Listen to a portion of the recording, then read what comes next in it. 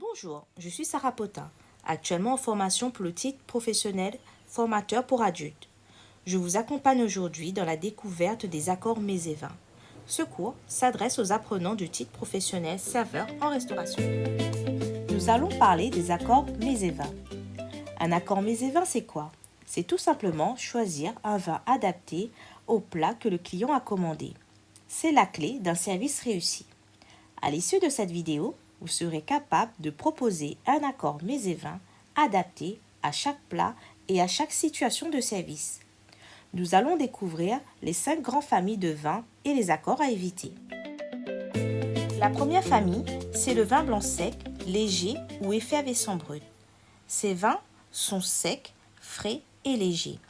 Ils s'accordent parfaitement avec les terrines de poisson, les fruits de mer, les crustacés et les poissons grillés.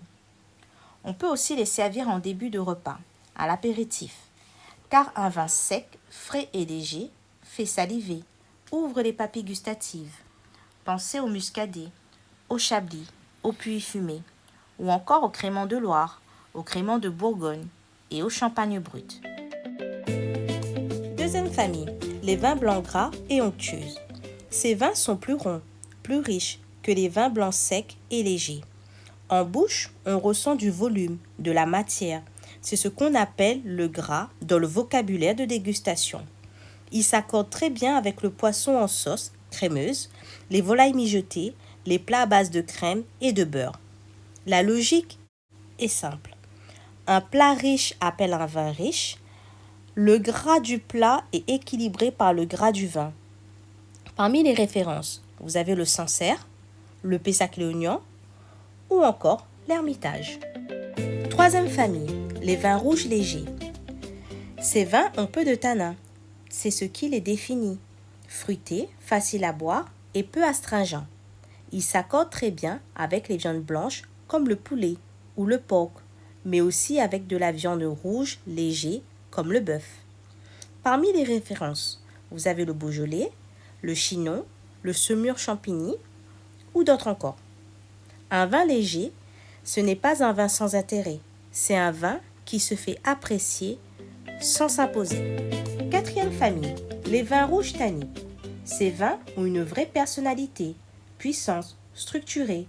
Ils s'imposent en bouche grâce à des tanins qui leur confèrent corps et longueur en bouche. Ils sont les alliés naturels des plats les plus intenses. Le gibier, l'agneau, le canard, la charcuterie forte, saucisses sèches, copas, etc. Et retenez une règle d'or.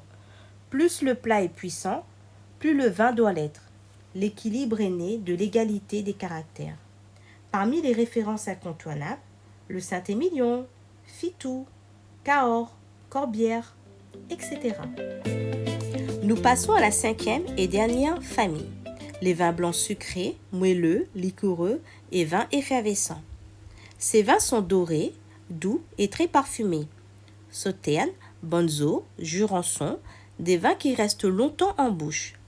Ils accompagnent très bien les desserts, mais leur accord les plus surprenants, c'est le foie gras en entrée.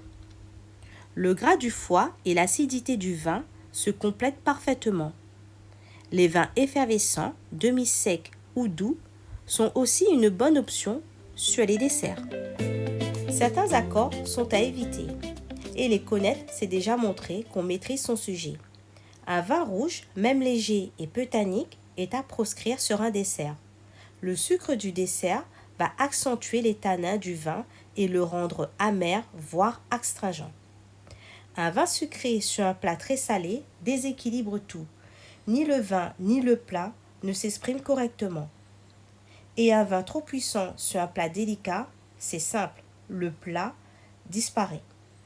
À retenir, un bon accord, ce n'est pas que le vin qui domine, ni le plat qui écrase, c'est les deux qui se mettent en valeur, l'un l'autre. Vous connaissez maintenant les 5 grandes familles de vins, leur accord avec les mets, ainsi que les accords à éviter. Retenez cette règle fondamentale. Un plat appelle toujours un vin de la même intensité. Délicat avec délicat, onctueux avec onctueux, sucré avec sucré, puissant avec puissant. Reprenez cette vidéo autant de fois que nécessaire pour préparer votre évaluation. Bonne révision à tous.